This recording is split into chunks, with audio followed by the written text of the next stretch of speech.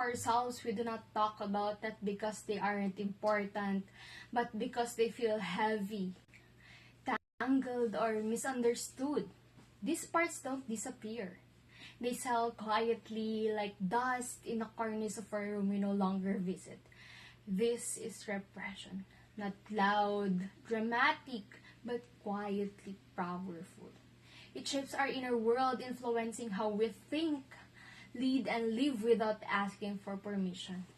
I've come to see repression not just a psychological idea, but as a real experience. As a civil engineering student, I learned to design structures that withstand pressure, absorb shock, and stand through storms. Yet, I realized that the most fragile structures are made not of concrete or steel, but of emotions we refuse to feel. Repression is the blueprint error we overlook, the crack we cover up, and the fault line we pretend doesn't exist. Growing up, I learned to be composed, responsible, and someone others can count on. I wore strength like a uniform even when I crumbling inside.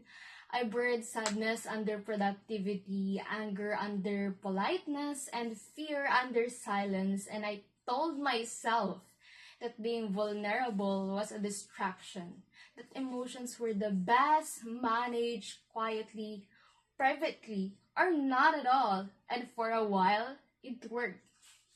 I succeeded, I led, I inspired, but something was missing. There were moments when I felt disconnected from myself and I couldn't explain why. I felt numb during celebrations or why I cried over small things that shouldn't matter.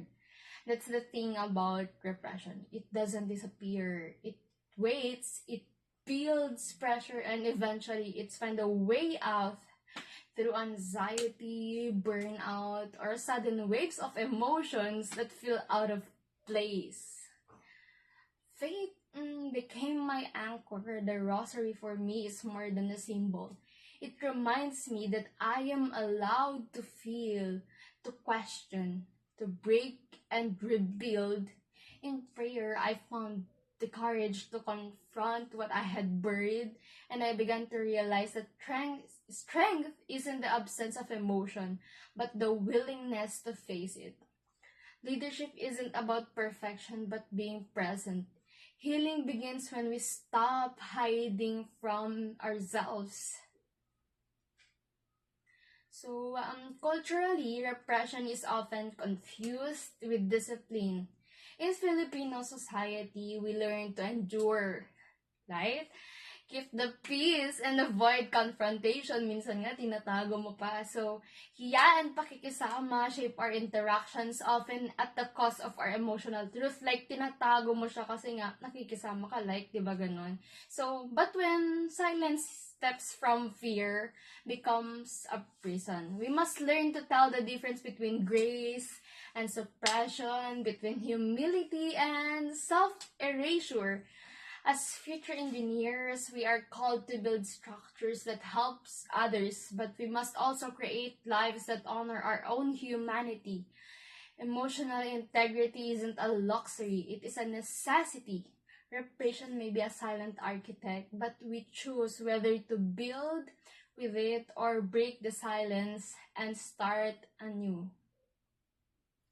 I am still learning and unlearning and revising her for who I am.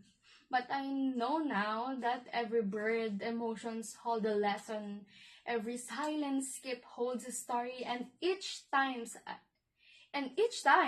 I chose to feel instead of flee, I lay a stronger foundation, not as for myself, but also for the people I hope to uplift in the future. So